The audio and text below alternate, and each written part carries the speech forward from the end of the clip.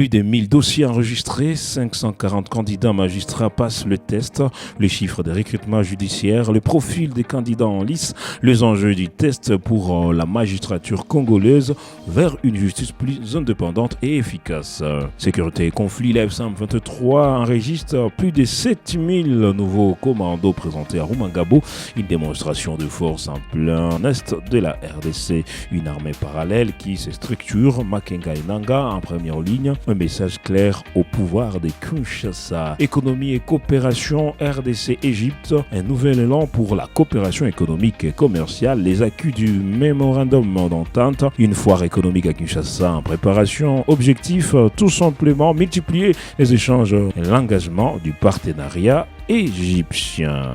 Commençons mesdames et messieurs, mais avant tout je vais vous demander de vous abonner si pas, d'aimer et de partager nos différentes vidéos, pourquoi pas de les visualiser, activer la cloche de notification pour ne pas rater nos différents rendez-vous. Plus de 1000 dossiers enregistrés, 540 candidats magistrats passent les tests, on l'a dit, dans le cadre du processus de recrutement au sein de la magistrature congolaise. En total, des 1000 dossiers ont été officiellement enregistrés par l'AF-123 à Goma. Ces dossiers concernant diverses catégories de personnels judiciaires et administratifs. D'une part, il s'agit des magistrats de carrière, des greffiers, des secrétaires de parquet, des agents et officiers de police judiciaire, des agents du service notarial ainsi que des agents pénitentiaires. D'autre part, le processus a également ouvert ses portes aux candidats magistrats, parmi lesquels on trouve des défenseurs judiciaires, des avocats et des juristes aspirant à intégrer la magistrature. Selon les précisions apportées par des lions responsables du processus, les tests organisés ce jour concernent spécifiquement 540 candidats magistrats. Ces épreuves constituent une étape cruciale permettant l'évolution des compétences et l'évaluation d'aptitude de ces postulants à exercer la fonction de magistrat, une mission qui requiert à la fois rigueur, intégrité et professionnalisme. Ces processus de sélection s'inscrivent dans une dynamique plus large de renforcement de la justice en République démocratique du Congo, avec pour objectif de doter les juridictions nationales de ressources humaines compétentes et qualifiées, capable de répondre aux défis liés à l'indépendance et à l'efficacité de la justice.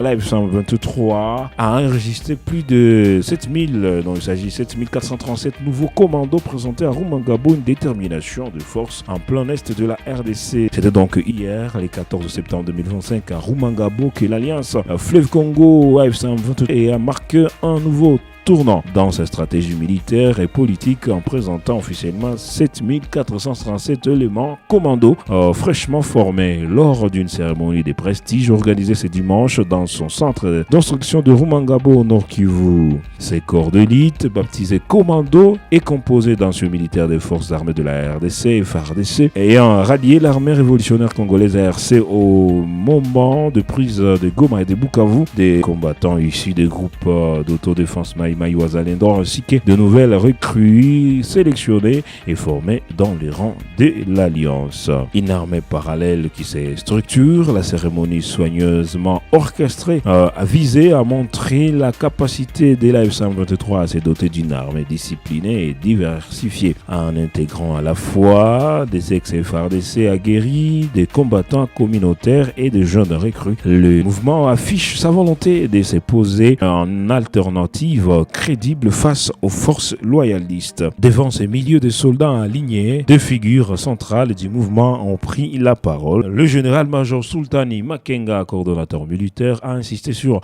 la loyauté et la bravoure que les nouvelles troupes doivent incarner. Corneille Nanga, à son tour, qui est le coordonnateur politique, a pour sa part lié cette montée en puissance militaire à l'objectif politique affiché, œuvrer pour la libération et la stabilisation de la RDC. Cette démonstration de force intervient dans un contexte de tensions persistantes entre la F-123 et le gouvernement congolais. Avec plus de 7000 soldats nouvellement formés, l'Alliance envoie un signal clair. Elle entend jouer son son rôle incontournable dans la libération et la redéfinition de l'équilibre militaire, voire même politique, à l'est de la RDC. Bouclons, mesdames et messieurs, ce flash d'informations, mais avant tout, je vais vous demander simplement d'aimer cette vidéo, de la commenter. Qu'est-ce que vous pensez de cette montée en puissance, selon elle, de l'armée révolutionnaire congolaise, ARC, de l'AFC M23? Dites-nous dans les commentaires. Parlons cette fois-ci de l'économie, RDC-Égypte,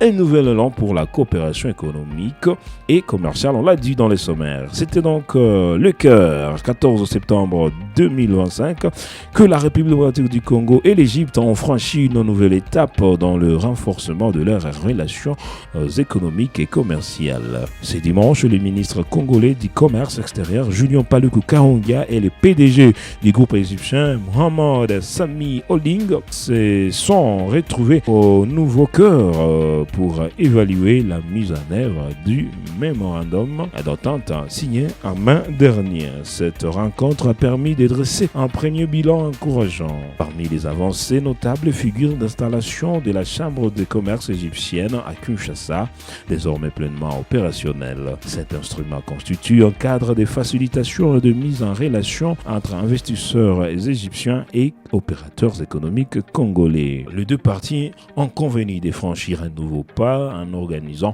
avant la fin de l'année une foire économique internationale à Kinshasa. Cet événement mettra en avant le secteur de l'agriculture, de l'élevage et de la pêche, considéré comme priorité pour diversifier les échanges. Selon le ministre Paluku, cette foire doit servir de plateforme des négociations directes. Plusieurs contrats de partenariat sont entendus à l'issue de ce rendez-vous, notamment dans la transformation agroalimentaire, la fourniture d'intrants agricoles, la modernisation de la pêche et la logistique commerciale. L'objectif est de multiplier les échanges par vent. Le chiffre illustre l'ambition commune.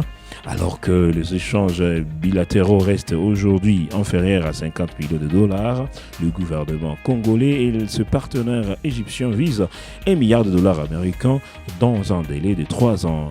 À moyen et long terme, les projections tablent sur plusieurs dizaines de milliards d'ici 5 à 10 ans, grâce notamment à des investissements structurants dans l'agro-industrie, les infrastructures et l'énergie. Pour sa part, M. Sami a salué l'ouverture des Kinshasa aux investisseurs étrangers. Selon lui, cette coopération s'inscrit à une dynamique plus large de rapprochement du Sud-Sud qui vise à renforcer la complémentarité entre pays africains. Pour l'Égypte, forte de son expérience industrielle et agroalimentaire, espère jouer un rôle de catalyseur dans l'émergence économique de la RDC. Merci mesdames et messieurs de nous avoir suivis du début jusqu'à la fin. Aimez cette vidéo, la partagez et pourquoi pas activer la code de notification pour ne pas manquer de différents rendez-vous. Une seule question que nous allons nous quitter par cette question. Que pensez-vous de cette coopération égyptien-congolaise? Est-ce qu'il y a de quoi espérer avec ce qui se passe dans le pays, surtout avec la situation économique actuelle? La foire agricole est-elle importante? À vous de nous le dire dans les commentaires et quant à moi, je vous retrouve à la prochaine.